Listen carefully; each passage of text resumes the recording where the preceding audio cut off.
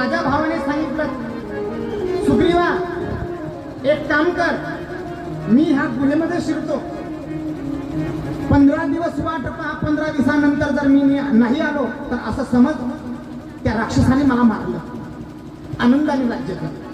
देवा 15 दिवस निघून गेले, 1 महिना निघून गेला, माझा भाऊ आला नाही, पण परिणाम काय झाला, त्या गुहेतून रक्त यायला लागलं. आणि मग मी विचार केला की माझा भाऊ ह्या राक्षसाने मारला. विचार करू लागलो, मी रडायला लागलो. अर्धा तास 1 तास तिथं थांबला तर रक्ताचे बुलबुडे आले.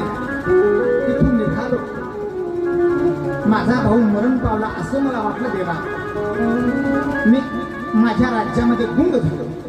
1 महिना निघून गेला आणि 1 महिन्यानंतर माझा भाऊ ललकारला. सुग्रीवा, मूर्ख सुग्रीवा,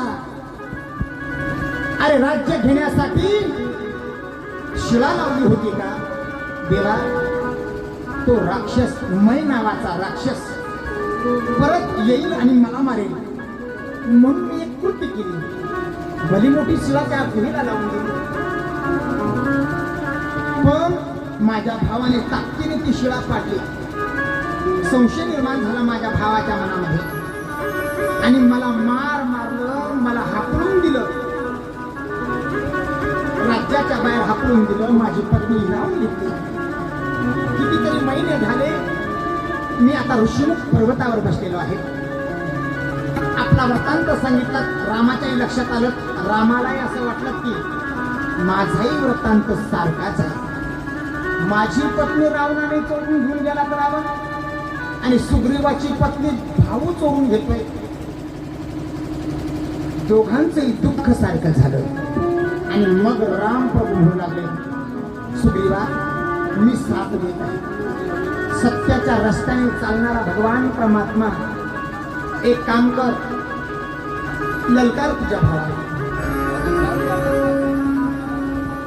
सुग्रीवाला घेऊन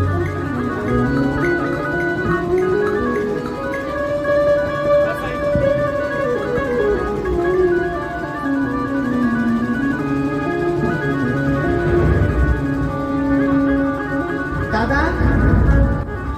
लक्ष्मण होऊ लागला, अरे भावाला ललकारायला वालीची ताकद खूप कठीण आहे. रामप्रभू म्हणू लागले,